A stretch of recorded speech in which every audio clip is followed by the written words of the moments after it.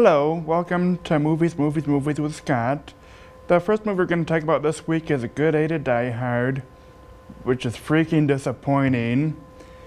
The first Die Hard was one of the greatest action movies ever and also one of the greatest movies ever.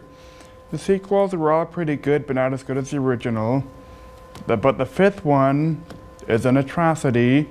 They turned John McClane into a freaking superhero. He survives not one but two falls from great heights. In the first one, like when he jumps off a building, he has to tie himself to a hose because that was realistic, and they actually gave a crap about making it seem like a good movie. This one, like, screw it. Let's just have him jump off a building twice. It's interesting to note, like, this is the only Die Hard movie that actually started out as a Die Hard movie. All the other ones were, all the other Die Hard movies were based on a different property, then they were changed to Die Hard. Like, the third one was just a script called Simon Says, and it's like, let's throw Bruce Willis in and make it Die Hard with a vengeance. Grade D. Normally this is the part where I talk about the movies I watched from the Moines Libraries this week, but because the Oscars are this Sunday, I'll talk about what I want to win and what will win. First up is Best Picture. My pick about the film that I wanted to see win Best Picture is Django Unchained. It was a really awesome movie with great acting, writing, and directing. But because it didn't win but because it doesn't have a Best Director nomination, it probably won't win. And neither will Argo, so stop thinking it will. The Best Picture win will be Lincoln. For Best Director, it's got to be Steven Spielberg for Lincoln. I think that he should win and will win, mainly because all the other directors that I liked more aren't nominated, like Tarantino. For Best Actor, I think it should go to Joaquin Phoenix for The Master. It's a great performance and you'll never know what's going to happen next. But Joaquin Phoenix said he hates the Oscars, saying, "I don't want to bite their carrot." Not really sure what that means. All I know is it's not going to help him. And besides, Daniel Day-Lewis is practically a lock. Not a bad performance, Lewis, just not as good as Joaquin's. For Best Actress, I think it should go to Jennifer Lawrence, and it probably will. Normally I hate Jennifer Lawrence, but she was really great in this movie. I was honestly surprised. Some are saying that Jessica Chastain for Zero Dark 30 might be an upset, but I don't think so. Next is Best Supporting Actor, and I think it should go to Philip Seymour Hoffman for The Master. It's, he plays an L. Ron Hubbard type, but he's not a complete L. Ron Hubbard type. It's really interesting.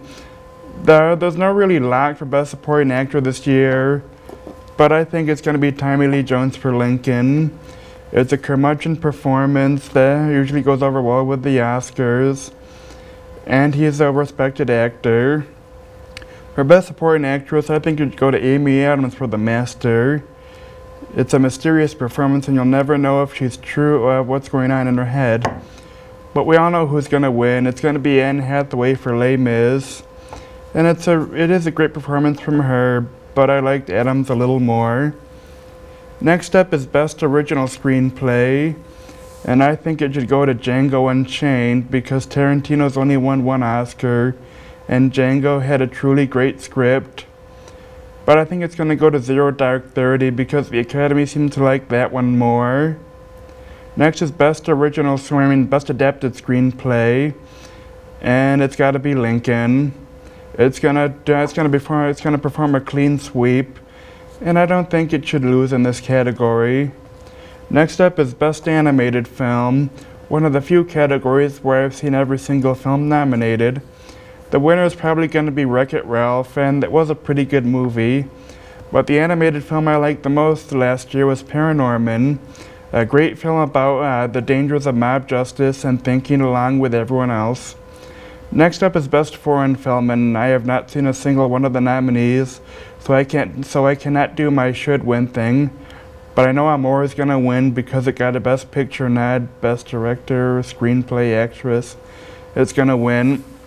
Next up is Best Cinematography, and I think it should go to Life of Pi.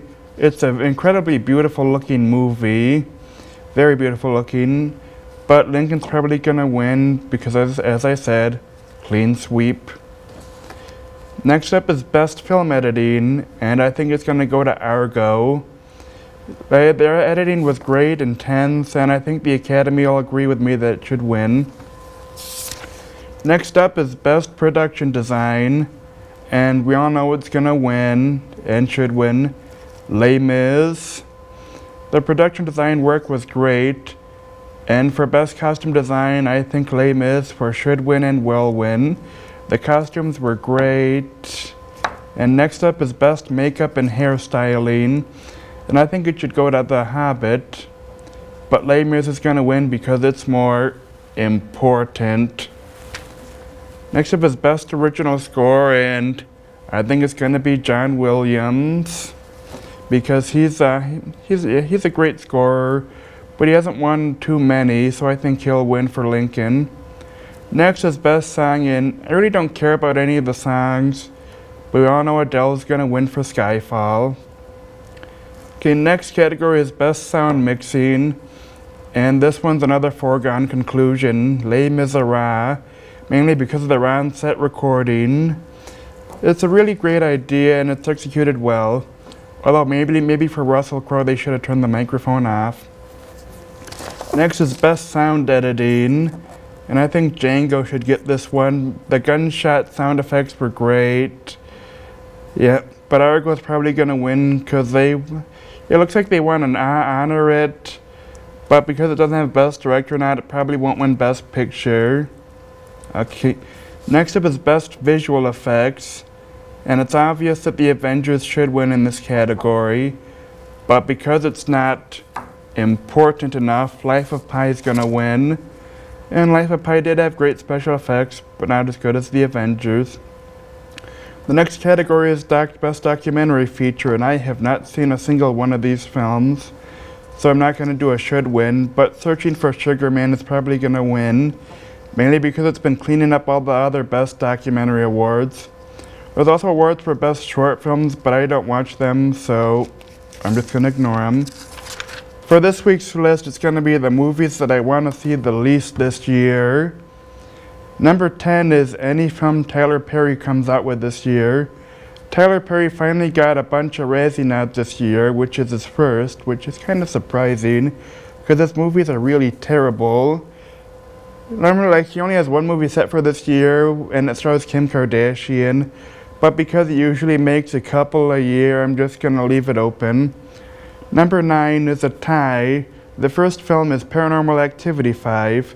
I've given up on the Paranormal Activity franchise since the last one sucked so much, and I don't think this one will be any different.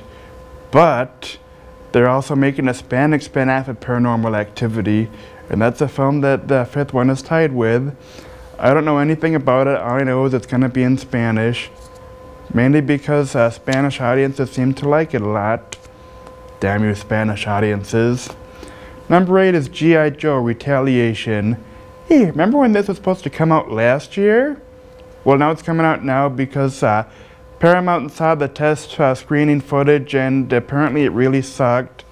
The official word is they're going to make it in 3D. Right. But another rumor is they wanted to give Channing Tatum more screen time. Either way, the delays makes it look really bad. Number 7, Scary Movie 5. Why? Why is there a Scary Movie 5 when Lindsay Lohan's gonna be in it? Because God hates you. Number 6 is The Host, based on Stephenie Meyer's novel in the same name. Because screw you, Stephenie Meyer. Number 5 is After Earth, starring Will and Jaden Smith. It's basically them cleaning up the earth after the apocalypse. But the main reason it's on here is because of the director, M. Night Shyamalan.